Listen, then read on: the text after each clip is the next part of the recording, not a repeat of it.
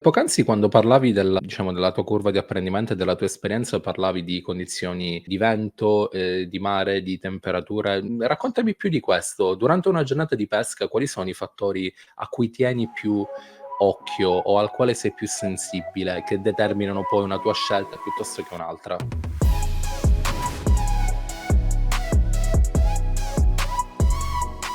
Davide Mazzarri, quanti anni hai?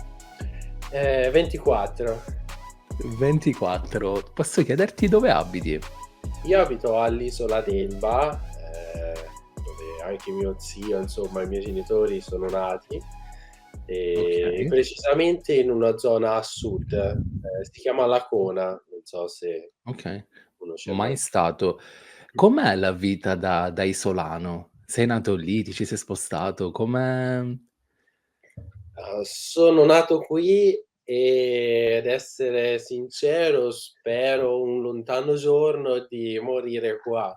Cioè sono molto Okay, legato alla mia isola,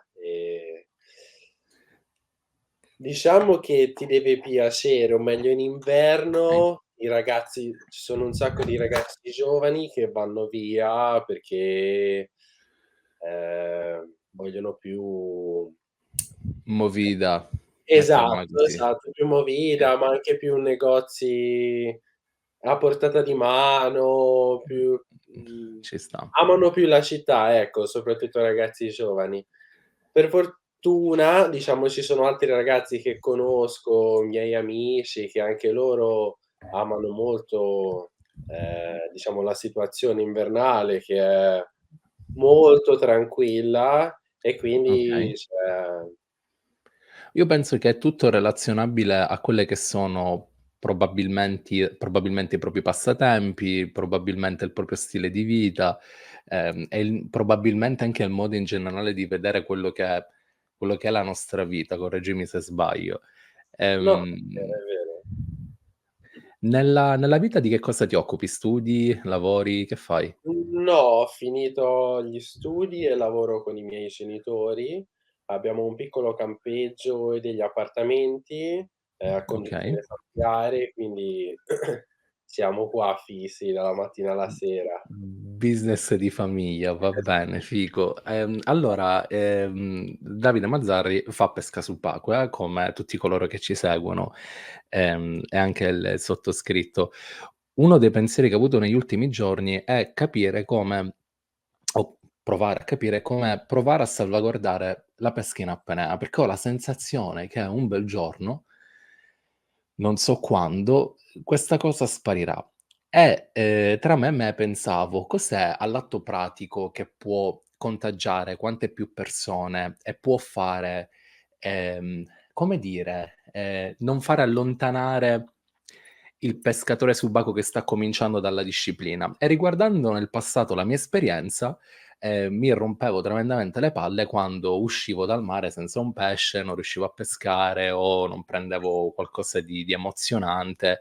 E lì ho pensato che qualora e se non si trova la compagnia, poi un po' gli stimoli ti mancano, anche perché diciamocelo è una cosa estremamente difficile da fare la pesca subacquea e da interpretare e da decifrare. E quindi ho pensato che, voglio sempre far, vertire di più il podcast su consigli tangibili, su roba concreta, che può aiutare il pescatore subacqueo a trovare e fare pesce. Pescarlo, trovarlo e catturarlo, mettiamola così. E da qui nasce anche quest'idea di volere parlare con tutti voi. Raccontami come ti sei approcciata alla pesca subacquea, quando l'hai fatto e come ti sei evoluto nel frattempo, e poi da lì vediamo dove arriviamo. Come spesso dico a tutti, probabilmente io ho quasi iniziato prima a nuotare e poi a camminare. Ehm, è stata un nemmeno non posso nemmeno parlare di amore a prima vista, perché non è che sono io che l'ho scoperto.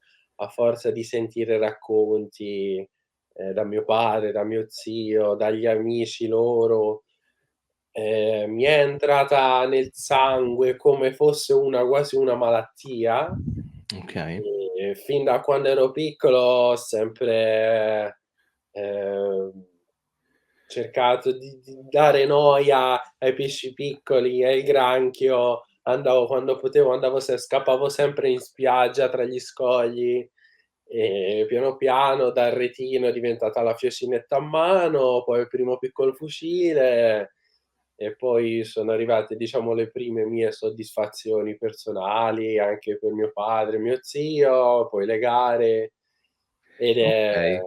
Quindi è stato un effetto valanga praticamente, un po' come tutti. esatto, sì. Diciamo che forse era quasi inevitabile il mio destino, ecco, a forza di essere così, Beh, direi pure che circondato. forse anche per maggiore forza di causa in termini di location, cioè abitando in un'isoletta, direi Sì, che è quasi inevitabile, mi viene da dire. ma quello non è detto, nel senso ci sono un Okay, sacco di ragazzi che fanno qualsiasi tipi di sport sull'isola, dal windsurf a motocross a okay. qualsiasi sport, diciamo, puoi immaginarti. Io sono capitato in una famiglia di pescatori subacquei e questo è il E quindi destino. ci sta. Dimmi una cosa, nell'isola come mi affascina tantissimo a me l'idea di isola, forse perché probabilmente da coloro che non sono isolani viene vista come cazzo l'idea di vita perfetta, la pace dei sensi, il mare, il relax, questo è magari quello che si vede chiaramente da fuori. Poi vivendoci magari ne parliamo di com'è la realtà.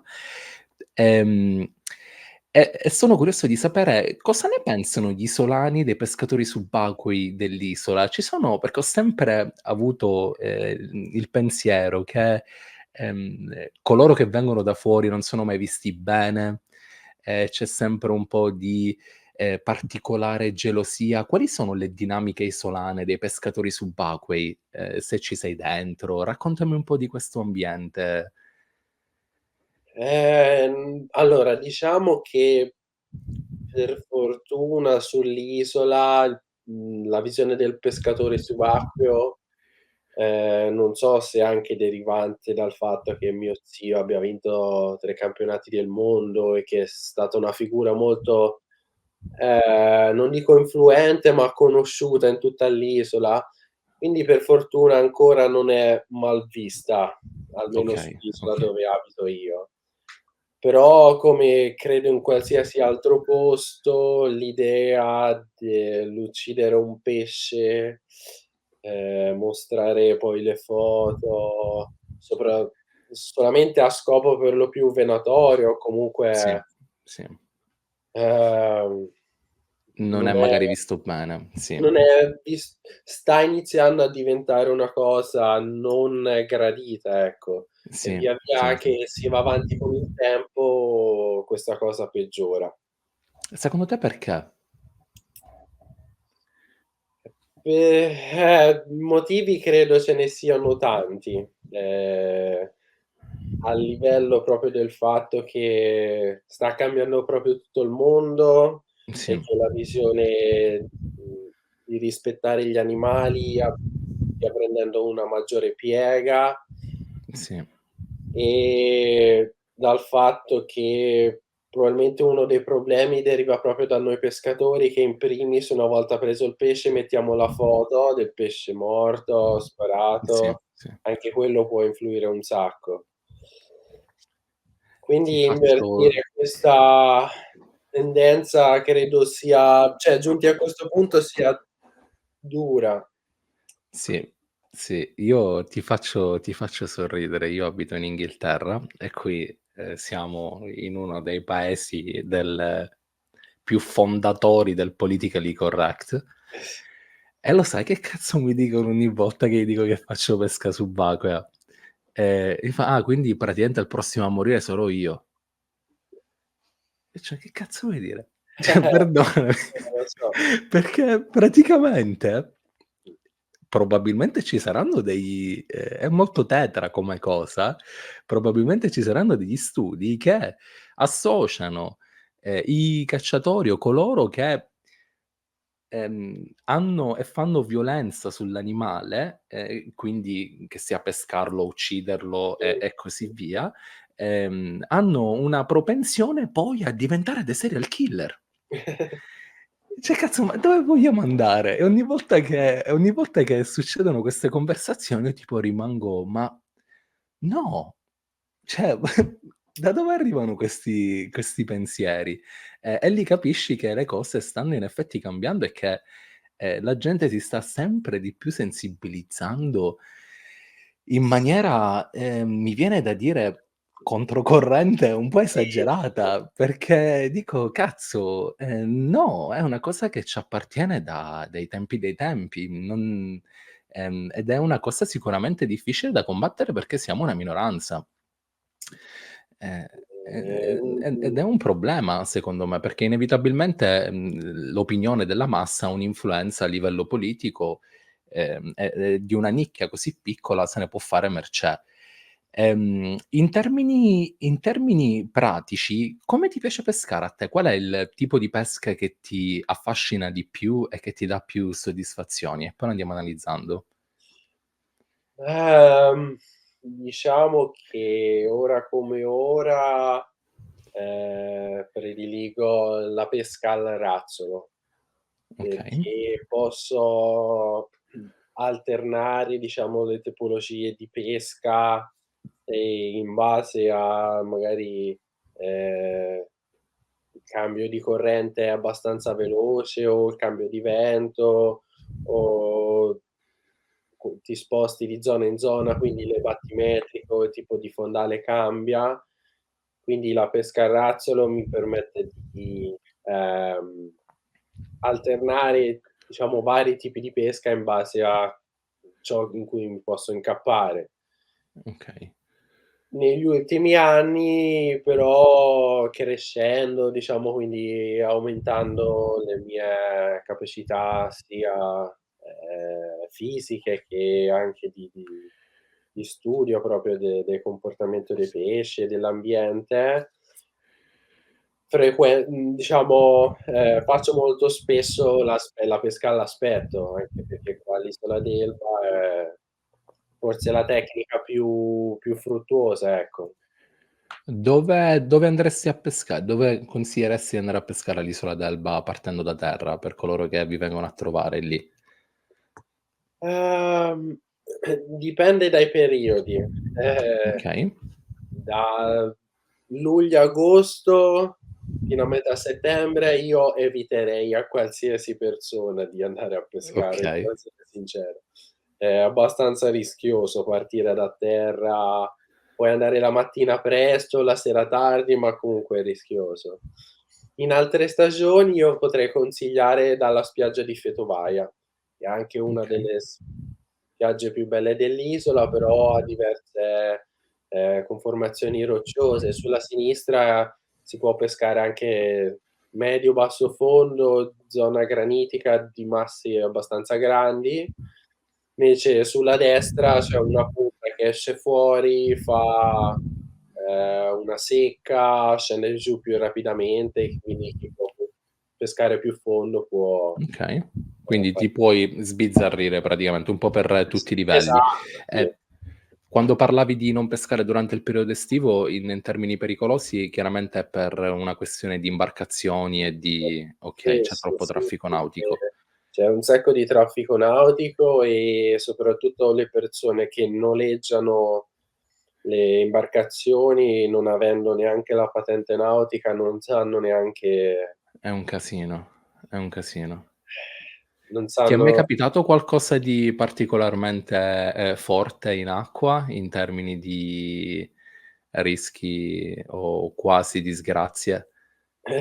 no, per fortuna no, a parte una volta un gommone, eravamo io e mio padre in mare, molto vicino al gommone e entrambi con la boa da sub e un ragazzo e una ragazza, italiani, giovani, probabilmente senza patente nautica, hanno preso le 2 boe di riferimento come, mhmm Come per una divertimento, esatto, ci dovevano passare in mezzo secondo loro, madò.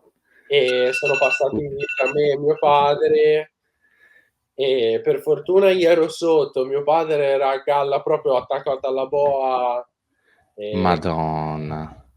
si spera che non l'avrebbero preso. Quella è stata la Ma, situazione più ma rischiosa. perdonami, dico qua entriamo nella sfera un po', ad cazzum politico, però non lo trovi strano che in effetti diano questi mezzi? Cioè, come se io do una macchina a una persona che non ha una patente. Cioè, è strana come cosa, non trovi? Sì, è molto strana, ma è strana a livello, ehm, non so, sulla carta, se così possiamo dire, ma a livello economico no, perché chi noleggia, le imbarcazioni sono molte più le persone che non hanno la patente nautica di quelle che la Sì, hanno, soprattutto su un'isola come la nostra che esatto. vede milioni e milioni di visitatori tutto l'anno. È più facile che trovino quello senza la patente che quello con. L'isola d'Elba, Davide, ci sono zone di riserva, zone dove si può pescare, dove non si può pescare? Allora c'è a nord dell'isola, vicino al porto di Portoferraio, che è il capoluogo dell'isola, c'è una zona di tutela biologica, dove è Okay, vietato qualsiasi tipo di pesca. okay, Ed è veramen per chi ama, non solo la pesca in apnea, ma l'apnea o, proprio l'ambiente marino, è un posto veramente bellissimo, perché fino a 10 metri prima di questa zona magari non vedi nemmeno un pesce, come entri dentro ci sono denti, ricciole, wow. cernie di qualsiasi dimensione, quindi è È uno profonda come spettacolo. zona? Ehm, dipende, da alcune zone sì, diciamo parte ci sono incluse 2 spiagge, quindi parte dal bassofondo. Il Okay, fondo scende abbastanza rapidamente e poi risale un piccolo scoglio. Si chiama proprio okay, davanti alla città di Portoferraio, si chiama Lo Scoglietto, ci fanno i diving, un sacco di immersioni, okay, là scende più rapidamente. E poi a sud dell'isola ad Elba c'è l'isola di Pianosa e l'isola di Montecristo che sono parco, anche là è vietato qualsiasi okay. tipo di pesca e anche di non ci si può andare neanche con la barca, insomma è vietato tutto. Okay, okay. Beh, poc'anzi quando parlavi diciamo della tua curva di apprendimento e della tua esperienza, parlavi di condizioni, di vento, di mare, di temperature. Raccontami più di questo. Durante una giornata di pesca, quali sono i fattori a cui tieni più occhio o al quale sei più sensibile, che determinano poi una tua scelta piuttosto che un'altra? Ma da questo punto di vista qua non ho, delle particolari attenzioni, o meglio, in base a magari ho dei giorni stabiliti per andare a pesca con il lavoro. Quel giorno Okay, là, se è mare mosso, imposto il tipo di pesca in base a quelle condizioni, okay, se è mare calmo in base a altre condizioni, però non ho preferenze. okay. Il mare lo amo in qualsiasi maniera, o calmo, o mosso, quello che sia, quindi Okay, io, tempi addietro menzionavo il fatto che spesso si può, o meglio, si ottengono sicuramente dei risultati differenti quando si va a mare, quando si vuole andare a mare, rispetto all'andare al mare quando si può andare a mare. E chiaramente, come stai dicendo tu, dici: "Quando sono libero, quello che c'è trovo", esatto, praticamente, e uno si adatta esa fondamentalmente, che ci sta, dico, è la storia della stragrande maggioranza dei sì. pescatori. E in termini dammi qualche chicca in termini pratici, nel senso, io dico sempre: c'è stato qualcosa che nella tua esperienza da pescatore subacqueo hai capito che ti ha cambiato notevolmente in termini di avvistamenti di pesci? Visto che comunque per pescatori, che non sono mandati oltre i, non so, direi così 5, 6 chili di pesce, ehm, l'incontro è un evento incredibile. Che chicca mi daresti la prossima volta che vai a mare non lo so, dai attenzione a questa cosa. Questa è una domanda alquanto difficile. Sì, sì. Ehm, mhmm Allora qualche chicca non saprei, non saprei dirtela. Ti posso dare qualche consiglio che ho imparato, diciamo, in questo breve lasso di tempo in cui pesco, è che ogni persona è differente, l'una dall'altra. Sia per quanto riguarda il livello di apprendimento, la velocità di apprendimento, anche in base alle doti fisiche che ognuno ha.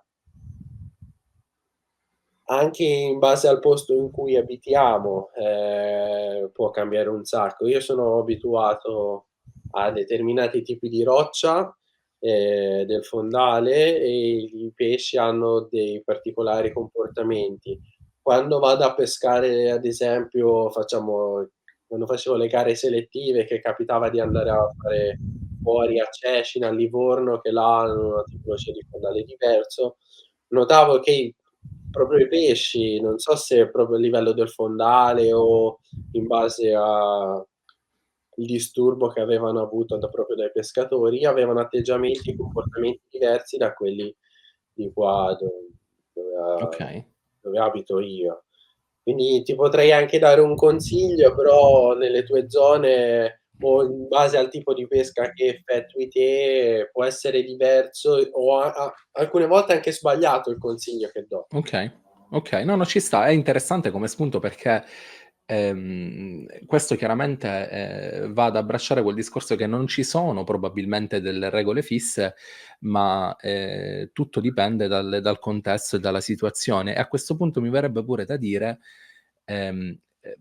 mi sfuggono le cose oggi. A questo punto mi verrebbe da dire pure che probabilmente dobbiamo, concentrarci più sull'atteggiamento del pesce che noi vediamo e studiare di più i pesci come si muovono e come reagiscono a noi rispetto al contesto. Questo probabilmente ci può aiutare, nella nostra curva di apprendimento. Concordi? Sì, esatto, esatto. Poi diciamo ci sono magari delle regole basi da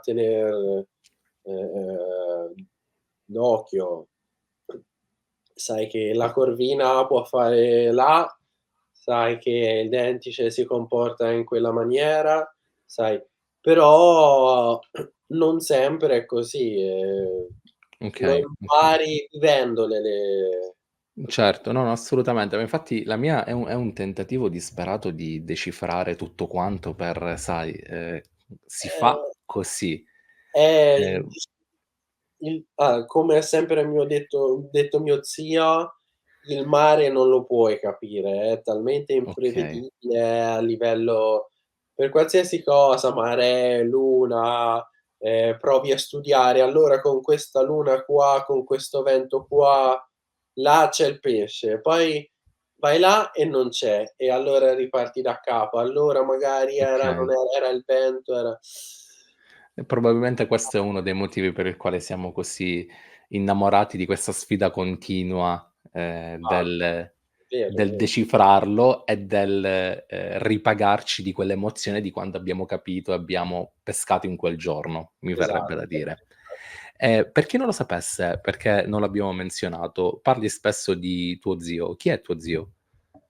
E mio zio è stato Renzo Mazzarri, 3 volte campione del mondo individuale e a squadre, Okay. consecutivamente. Come come ti sei relazionato a lui in termini di pesca? Ti portava a mare, uscivate spesso insieme, uscite spesso insieme? Questo è un argomento che mi sta molto a cuore perché ho sempre avuto a che fare con gente che a me a mare non mi ci ha voluto portare per tanti motivi. Per tempo, per economia, per tante e tante altre cose. Com'è stato il rapporto con chi ti ha insegnato magari tanto nel mare? Mi dicevi che anche tuo padre pesca. Raccontami di questo. Sì, sì, colui che mi ha portato cioè mi ha insegnato più cose, mi è stato più dietro sicuramente è mio padre, ma per ovvi motivi, però fin da quando ero piccolo che magari iniziavo avevo voglia di andare con altre persone, mio padre non si fidava, diciamo era un po' titubante magari con ragazzi nuovi, con persone che magari conosceva anche, però l'apprensione di un padre, di una madre sono sempre quelli. Sì. Quando invece doveva andare con mio padre non aveva nessun problema, quindi, a livelli di rapporti mio padre, mio zio, noi 3, è sempre stata una bellissima cosa, siamo stati molto uniti. Fantastico. E e poi vabbè, alcune trucchetti li ho imparati in particolar modo da mio zio, perché mio padre e mio zio hanno avuto carriere differenti, anche approcci alla pesca, tipi di pesca differenti, e ho cercato di apprendere dall'uno e dall'altro. Ho passato più tempo sicuramente con mio padre, però anche andare in mare con mio zio è sempre un piacere, è sempre magari qualcosa di Parlami nuovo da imparare. parlami di questi trucchetti, dimmi il primo che ti viene in mente. Qual è stato uno dei trucchetti che ti ha colpito di più di entrambi? Ehm, ora così su due piedi non saprei Vabbè, dirti. chiaramente queste sono cose che magari ti avranno colpito quando hai cominciato a Allora, fare pesca mio subacquea e non ti ricordi. zio mio zio mi dice sempre, diciamo non è un trucchetto, però di non farsi fregare nelle gare. Ehm Okay. Cioè lui oltre ad aver vinto i mondiali di pesca in apnea nell'acqua, lui dice sempre che la maggior parte delle volte li vinci a terra. Okay. Eh, studiando anche il comportamento degli altri atleti, a volte cercando anche di fregarli, ehm, È una cercando gara, sempre comunque di rispettarli, ecco, certo. di non farseli nemici, però cerchi sempre di trovare quel qualcosa in più a partire già da terra, da quando parti prima della gara e i giorni prima. Eh vabbè, i lupi di mare sono sicuramente molto furbi, soprattutto quelli di pesca in apnea. Questo è un segno contraddistintivo di chi ne ha fatto uno stile di vita sicuramente. Io ho avuto modo di uscire con Giuseppe Gentilino e lì ho capito, perdona il linguaggio, che cazzo vuol dire pescare. Cioè Ma laddove io, come tutti dai, andavo a pescare, sai minchia provavo, cioè capito, io ero là e guardavo 'sti pesci che saltavano nel gommone così e io ero tipo: "Ma là ci sono sceso pure io, ma cos'è che ho sbagliato? E c'è qualcosa che non torna". E però, vedi, e il bello è pure questo, il bello è pure questo. Mi parli dell'agonismo, che cosa significa per te gareggiare? Ehm, Suppongo tu essere una persona competitiva, che cosa ti dà quella sensazione in termini personali? Ehm, credo che la cattiveria agonistica che piano piano sta crescendo sempre più in me, mi sia stata trasmessa proprio a livello probabilmente genetico, perché, mi piace competere, mettermi a confronto con altre persone, con altri ragazzi più grandi, più piccoli di me. E non so dirti neanche il perché Okay, sinceramente, però no, ma ci proprio sta. dentro di indole, di natura. Okay, L'agonismo l'ho iniziato perché lo hanno sempre fatto mio padre, mio zio, e via via che cresco l'agonismo lo sento sempre più dentro di me, come proprio una cosa che okay, sta crescendo. E una cosa che mi ha fatto iniziare le gare soprattutto, diciamo sopra a tutti, è che nel palmares della mia famiglia manca il titolo di campione italiano individuale. E okay, quindi diciamo il mio sogno sarebbe diventare campione italiano per portare okay, questo titolo nella mia fantastico. famiglia. Poi potrei anche smettere di fare le gare, guarda, te lo posso dire anche Okay. oggi. Il mio sogno sarebbe vincere il campionato Io italiano. sto percependo inevitabilmente, oddio inevitabilmente, questo, da discutere, una certa pressione a questo punto. Ti senti, non lo so, un certo senso di responsabilità? da questo punto di vista? No, no, me lo hanno sempre cioè sempre chiesto, però Ci sta. da alcuni discorsi fatti con persone, ragazzi, deducevo che volevano chiedermi: "Ma non è che ti senti sotto pressione?" Sì, Devo sì. essere sincero no, perché per il momento vado in mare per divertirmi. Certo, vincere un campionato italiano sarebbe un mio sogno e dimostrare che sono all'altezza di questo Sì. cognome, tanti Certo, moti certo. Ma guarda, infatti è proprio quello il punto, mi ci metto pure io nel mezzo. È una domanda scontata, banale, vabbè viene aggiungerei, però io la prenderei proprio: "Dammi tempo e poi ti faccio vedere io". l'intento sarebbe quello, Ti non sei so dato se una ti mai sei dato una riuscirò, spanna però di tempo. non so se mai riuscirò, perché come hai detto te, anch'io ho la sensazione che un giorno le gare di pesca in apnea finiranno e nemmeno così tanto lontano. Sì, Però non voglio nemmeno bruciare le tappe, come si suol dire. giusto.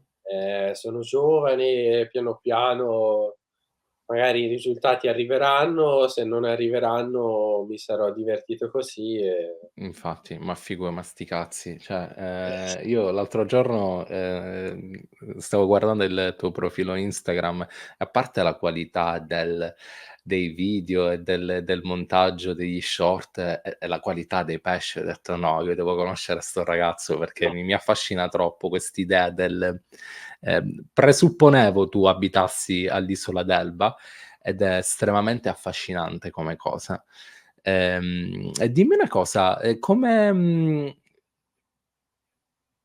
a livello relazionale nella tua vita, la pesca come la inserisci insieme col lavoro e insieme con un'ipotetica, relazione sentimentale? Come ti vivi la pesca a livello personale?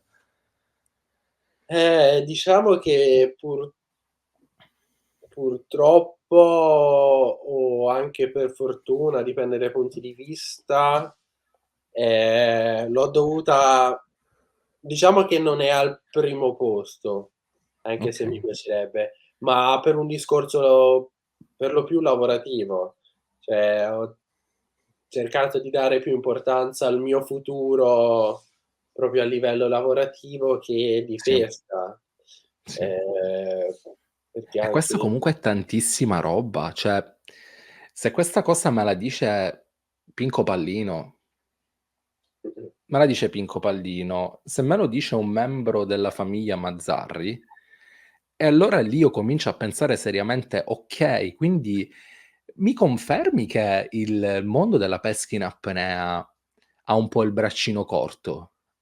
Dal punto di vista, sai, aziende, sponsorship, o comunque dico è un discorso che ho fatto anche con altri atleti, non sembra ne parlavo con Marco Bardi tempo addietro, non sembra girino tanti soldi nell'ambiente. Perché secondo te?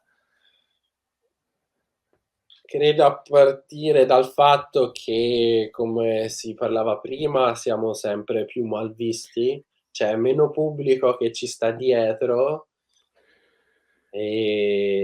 diciamo il cerchio si restringe, Sì, siamo solamente noi quindi anche a dici livello economico non ehm, proprio non è questo possibile. però ho paura che questo comunque sia una cosa estremamente negativa, cioè, perché, dico, non è una questione di soldi, ma è una questione di anche Questo sopravvivenza di certe cose e le cose costano. Quindi anche fare una competizione, per esempio, andare a fare una competizione fuori ha un suo costo e come dici tu, se tu devi guardare il tuo futuro, perché il tuo futuro significa, soprattutto un lavoro stabile, una retribuzione, soldi e quant'altro, non puoi mettere qualcosa che magari non ti dà un rendiconto e che mina quel futuro. E quindi un gatto che o un cane che si morde la coda, e toglie talenti, toglie giovani, e va invecchiando sempre di più questo sport. Io ho la sensazione che la pesca subacquea stia invecchiando tanto, ehm, motivo per il quale ho deciso di cominciare a chiacchierare anche con voi giovanissimi, perché secondo me bisogna dare spazio ai giovani, soprattutto grazie a questi strumenti che sono Instagram e YouTube. Cioè, se non la portiamo noi avanti 'sta cosa, chi cazzo la guarderà più? Cioè, è Eh, veramente destinata a morire. sì, è vero, è vero. Ci sono ragazzi, diciamo fortunati e bravi che diciamo fortunati come me che sono stato contattato dalla Sigal Sub e che diciamo per lo più ora ho un contratto, diciamo non standard, però mi passano del materiale e Sì, quindi ho avuto la fortuna di agevolarmi. A sì, livello economico, devo essere sincero, non avrei avuto problemi, però è un aiuto in più certo. che ti fa anche piacere, perché vuol dire che magari vali qualcosa, che gli Sì, interessi per tantissime cose. Però ce ne sono tantissimi altri che ragazzi giovanissimi che iniziano alle prime armi e c'è sempre meno pesce, per andare a fare una gara fuori devi spendere un sacco di soldi e sì, nessuno ti rimborsa, non vinci niente, lo fai solo per passione.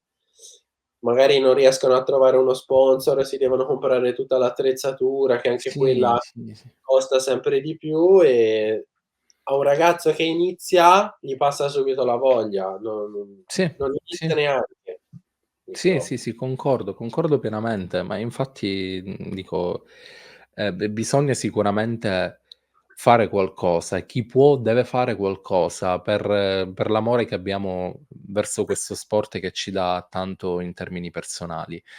Okay, stiamo parlando in maniera troppo romantica di tante cose, ma io voglio parlare pure di pesca, Davide. Dobbiamo tirare fuori u una chicca. I tuoi fucili, come li monti? Dimmi qual è il tuo fucile preferito, con quale peschi più di tutti e come lo allesti.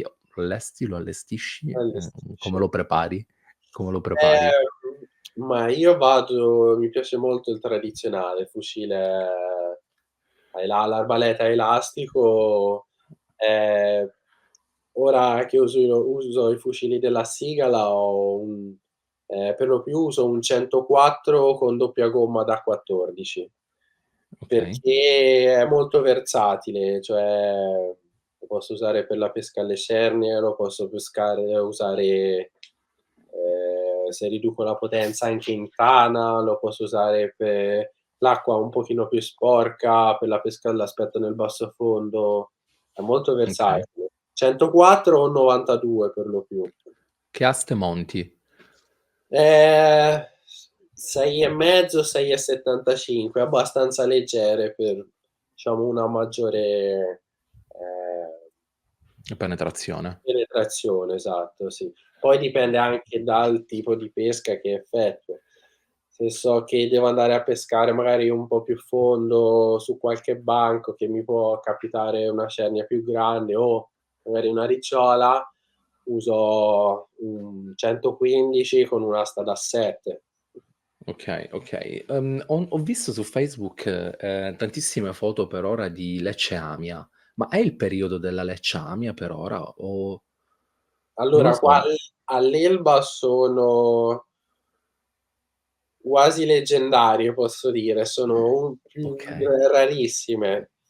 Quest'inverno ne ho vista una io veramente grande, lungo la costa che guarda verso l'Italia, diciamo, okay, vicino al paese di Rio Marina, tra l'Elba e Piombino, diciamo, è il canale.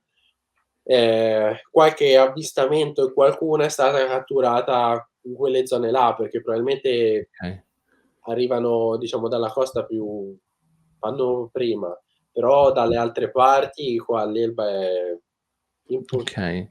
quasi impossibile vederle. L'Elba è molto granitica o sbaglio?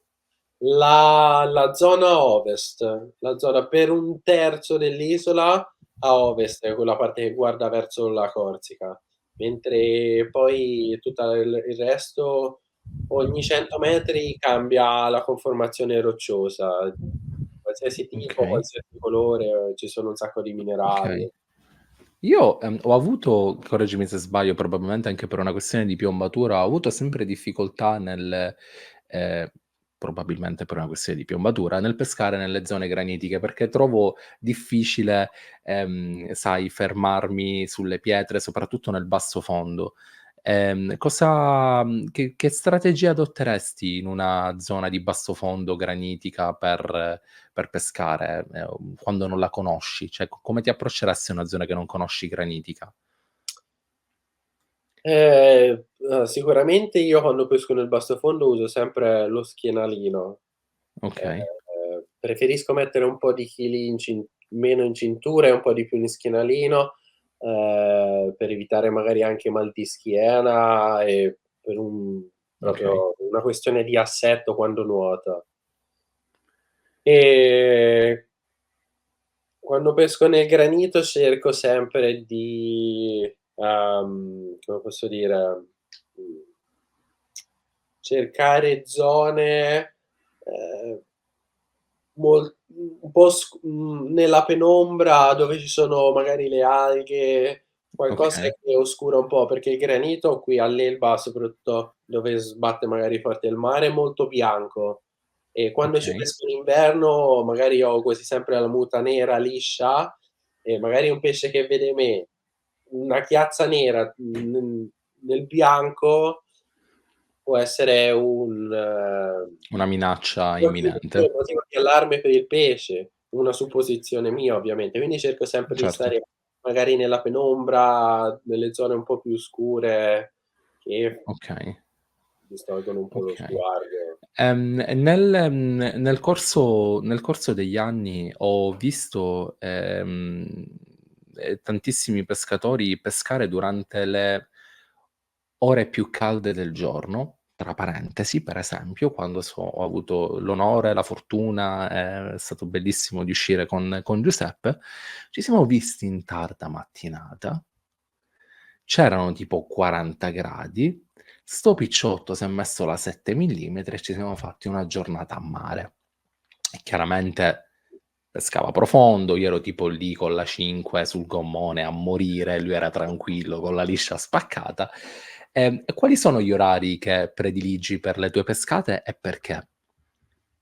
Ehm, io preferisco l'alba, molto presto. Solitamente, ehm, il periodo che preferisco è da metà maggio a fine giugno, primi di luglio, perché è il periodo in cui, qua all'isola d'Elba è più facile incontrare i dentici. E Okay, già da metà giugno il traffico nautico inizia a farsi sentire abbastanza pressante, quindi le migliori occasioni per prendere un Nentice all'isola d'Elba sono la mattina molto presto, okay, già alle 5 e mezzo come il sole inizia un pochino a fare luce, fino alle 7 e mezzo, già dopo le 8 inizia a essere un po' troppo tardi.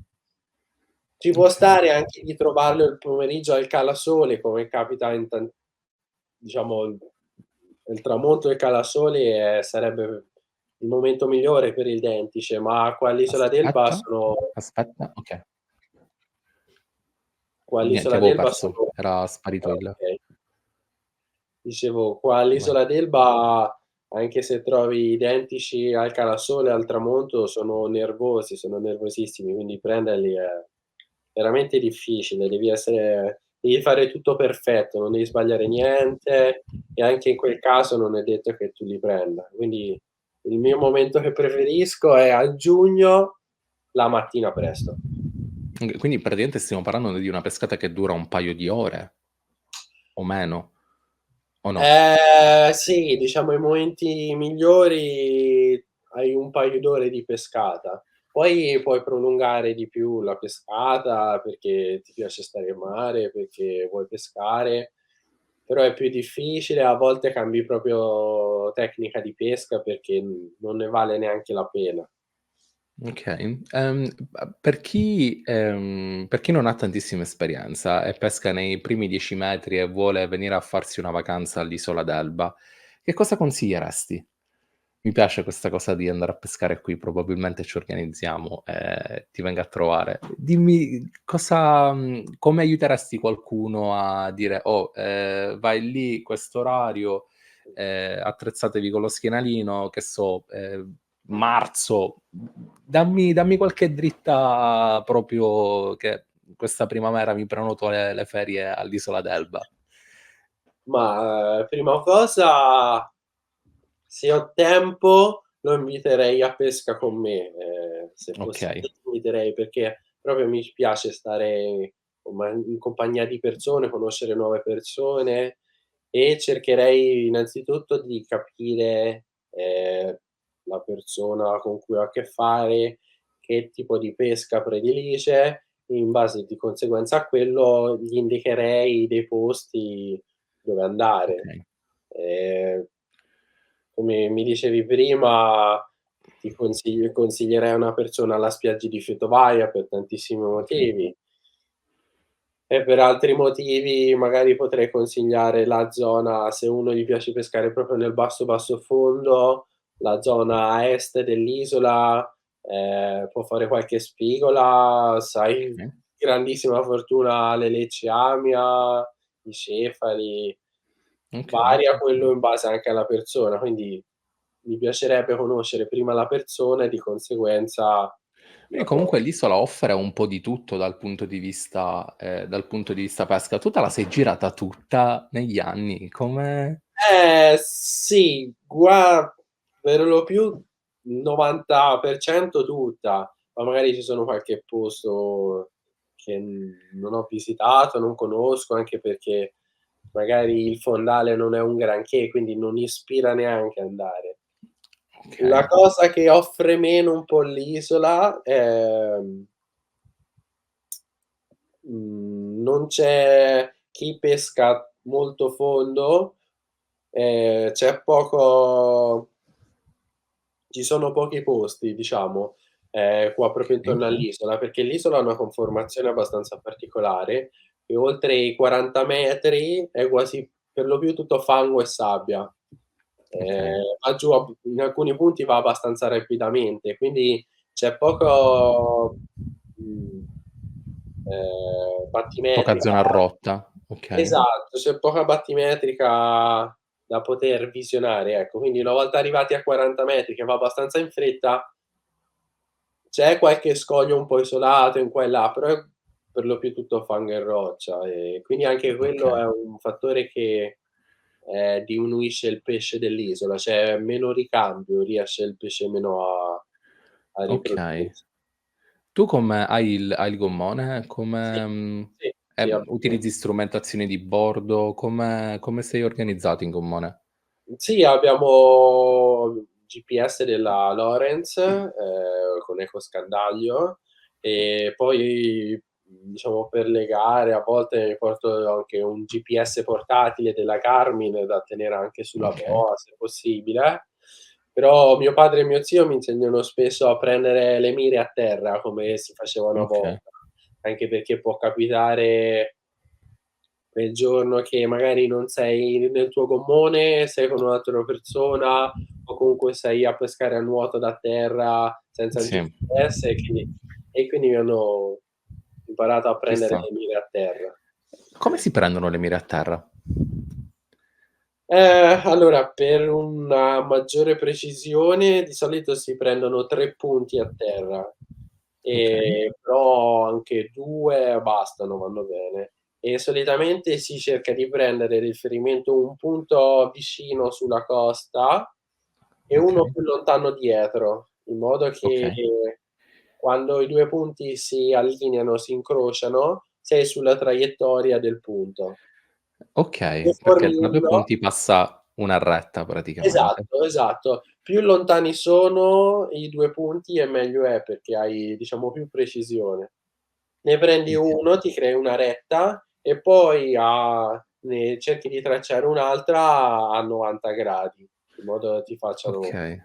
sull'incrocio delle 2 rette dovresti trovare il punto, Okay, che hai che trovato. figata, che figata. E questo, chiaramente quando ci sono modi di trovare mire quando non sei vicino alla costa. Esatto, sì, sì, a volte è capitato che devi prendere delle mire con degli alberi o con dei Okay. cespugli o con qualcosa di riferimento rispetto agli altri, però poi magari fra qualche anno arriva una persona, sega quell'albero e hai perso la mira, non ricordi più. Mannaggia, qui, arriva lo spot della Lorenz. "Ciao Esatto, ragazzi, siamo la esatto. soluzione per voi." Ho capito, è interessante. E tu te li appunti? Come hai un taccuino, appunti, le sensazioni della giornata, cosa hai visto durante la giornata? Hai questa pratica dopo le pescate di prendere appunti, oppure te la vivi Mhmm bella chill e tranquillo? No, no, allora prendere appunti no, però, non so se anche da voi si dice, rimusino molto sulle cose, cioè ci penso Okay. tanto, ehm, cerco di elencarmi Assimilarle. esatto, e assemblarle e di volta in volta, ehm unirle insieme, no, cerco di farmi una mappa su quello che è il mondo marino. Non prendo appunti, però nella mia testa ci penso sempre, continuamente, E cerco di incameri. accumulare più informazioni possibili, anche solamente se le sento parlare da un pescatore che non sono io, ecco. Ascoltami, ho, la sensazione, di, aver capito, magari è una minchiata, adesso faccio una cattiva figura, che gli aspetti controcorrente fruttano di più per qualche motivo che ancora a me non è chiaro. Ehm, sì, per lo più sì, per lo più sì, perché, il pesce ti viene a favore di corrente, no, il pesce quando Okay, incaccia, ehm, diciamo segue viene la corrente. esatto, segue la corrente, però non per tutti i pesci, non per tutte le occasioni e non soprattutto per tutte le persone è così. Io ho un mio amico che pesca, ci vado spesso, a pesca insieme. Lui quando va a pesca sempre controcorrente, perché preferisce, perché ha un sacco io ad esempio dove mi butti pesco, o a favore o Okay, contro, cerco di ci sono delle piccole cose magari che, ho imparato negli anni, che mi fanno capire che in quel caso è meglio controcorrente, in quel caso è meglio a favore, anche dalla mangianza, dal tipo di okay, fondale, dal tipo di pesce che sto cacciando. okay. Però per lo più come dicevi te, sarebbe meglio controcorrente. Okay, la corrente può andare in direzioni, opposte a quelle del mare? Sì, sì. È Okay, capitato, varie volte. Allora qua sull'isola non c'è mai corrente fortissima, però un po' di corrente la trovi sempre. E a volte è capitato, a volte c'è solo il vento di superficie che okay, ti sposta magari in superficie da una parte e già come scendi da 1 metro, cioè la corrente è opposta. Altre okay, volte è capitato proprio che in superficie i primi 4, 5 metri ci fosse una corrente forte che andasse da una parte, oltre i 7, 8, 10 metri ce ne fosse una contraria altrettanto forte. Ehm, okay, okay. Ehm, e sempre rispetto al discorso del pescare controcorrente, perché dico la quantità di materiale video che consumo probabilmente neanche i database di Google ce l'hanno 'sto spazio, un po' come tutti suppongo, mi auguro. Ehm Guardo spesso nei video la direzione del movimento dell'acqua quando i pescatori si mettono all'aspetto e spesso è contrario. sì. È una connessione che dovrei fare anche io a questo punto quando vado a pescare. È la corrente che fa muovere l'acqua in questa maniera contro di te? È il vento di superficie? È una cosa a cui devo destare attenzione verso dove si muove, sai, quest'ondicella che abbiamo che increspa la superficie? Non so se mi sono spiegato Ah, bene. allora il vento di superficie e la corrente sono 2 cose differenti, eh. Okay, Come ti dicevo prima, ci può essere magari vento da nord, però poi sotto la corrente è da sud.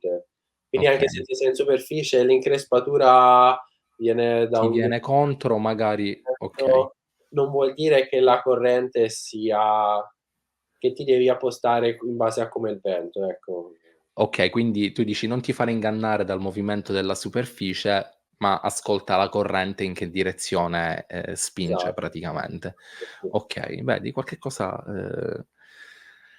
okay, Poi bene. Ehm come?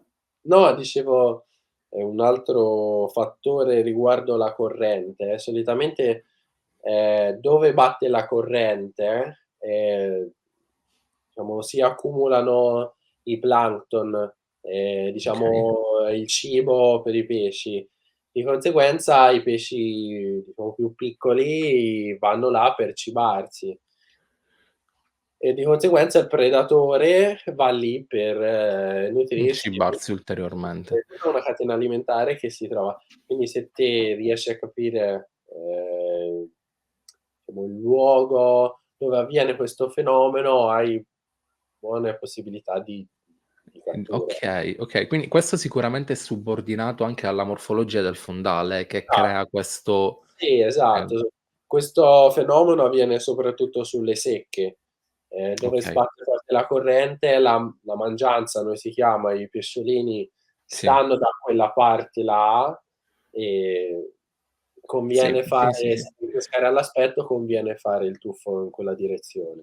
Affacciandosi dove si va a schiacciare questa cosa Esatto, in dove connessio sbatte la corrente, sì, sì, sì. okay, in connessione a questo una volta ricordo nelle ultime volte che sono stato in Sicilia che sul lato di una di una montagna che letteralmente finiva a mare, c'era tantissima roccia rotta che poi a una cinquantina di metri dalla franata si rialzava nuovamente per poi cadere praticamente. E mi ricordo particolarmente, un dettaglio che all'ombra di alcuni massoni che davano sul blu, vidi, per più volte, dei branchi di saraghi che erano all'ombra e praticamente davano la faccia alla corrente, erano quasi in corrente all'ombra Eh davanti a sì, questi massoni. E mi ricordo che, feci questo tuffo e mi ricordo che avevo difficoltà a arrivare nel gradino perché c'era una corrente abbastanza sì, sì, sostenuta. E quando senza fiato risalì, vidi che i pesci si spostarono, feci un'altra ventina di metri e si ripresentò esattamente la stessa situazione, e mentre stavo avendo visto la situazione precedente, provando a fare un agguato e per affacciarmi al gradino, una cernia enorme, per me a quel tempo sarà stata 5, 6 chili, un bellissimo pesce, era esattamente nella stessa posizione, quasi sull'orlo.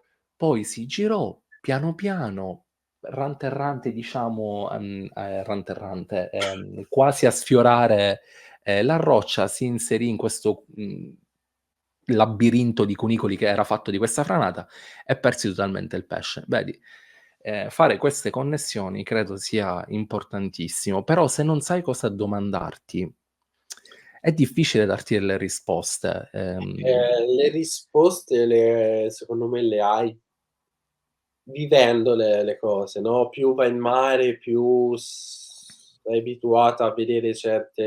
certi comportamenti, certe azioni del pesce, e le volte successive sai come un po' come approcciarti, comportarti. Quindi proprio, l'esperienza sul campo nel nostro sport È imbattibile, è determinante. Voglio chiederti l'ultima cosa, in termini di, cartografia, io da poco mi sto approcciando al mondo cartografico con un'app che si chiama Navionics. Mi piace tantissimo non andare ce a l'ho vedere dove sono le risalite, guardare tutte queste linee che si avvicinano, che si alzano, si abbassano. Peraltro spesso vedo pure che ci segnano dei punti dove ci sono dei pesci pescatori, non so perché lo facciano. Ehm, probabilmente non si rendono conto che magari lo stanno facendo pubblicamente, non lo so, ci sono molti waypoints. Ehm, tu, utilizzi questa tipologia di strumenti prima di andare a pescare per studiare un posto nuovo? E che dritta mi daresti, nell'andare a esplorare un posto nuovo, con Eh, questa tipologia di strumenti? allora sì, anch'io ho un Navionics che, ehm, lo uso abbastanza frequentemente. Il problema, ad esempio, se tu dovessi venire a pescare qua all'Elba, tutte le risalite, le secche che sono segnate sul Navionics sono conosciute da tutti, sfruttatissime e Okay, quindi, mhmm, diciamo qua all'Elba questo metodo qua, guardare dalla cartina dove sono sulla carta i posti migliori non vale il gioco. Non okay, Io potrei consigliarti proprio, se hai l'opportunità anche a livello economica, di acquistarti un buon ecoscandaglio con uno assoluto scanner e andare a visionare le zone anche magari nel pari dove non segna okay, niente Navionics e a volte nel niente trovi un piccolo ciglietto, un piccolo sasso non segnato sulle carte, non conosciuto da okay. pescatori, non da tutti, e là magari trovi magari Trovi l'oasi. Quindi tu praticamente ti vai a cercare il sassolino isolato a tutti gli sì, effetti. sì, sì, sì, Okay, certo. Ormai, almeno dove abito io, se non fai così okay. È complicato tirare fuori il pesce. esatto, Io esatto. vedo che, un po' tutti si stanno un po' tutti, dico, per quello che si vede online, oramai tutti hanno questo supercomputerone e ti fanno vedere il segnale. Però sì, capisco quello che dici, perché chiaramente tu dici: là vedi che c'è la risalita, è semplice da identificare, poi cambia anche la visione del satellite, ti riesci anche a prendere i riferimenti per andarci, e te lo vai Anche a visitare. perché ormai qualsiasi persona abbia il telefono si scarica Navionics, quindi qualsiasi persona venga, qua ad esempio all'isola d'Elba, apre Navionics, guarda: "Ah, lì c'è la secca", allora va lì a pescare sulla secca. "Ah, lì Sì, c'è una risalita", allora vado a pescare. sì, Da sì, quello che pesca con la canna, da quello che pesca, con le lenze in certo, mano, con i palamiti, pescatori subacquei, quindi certo, certo.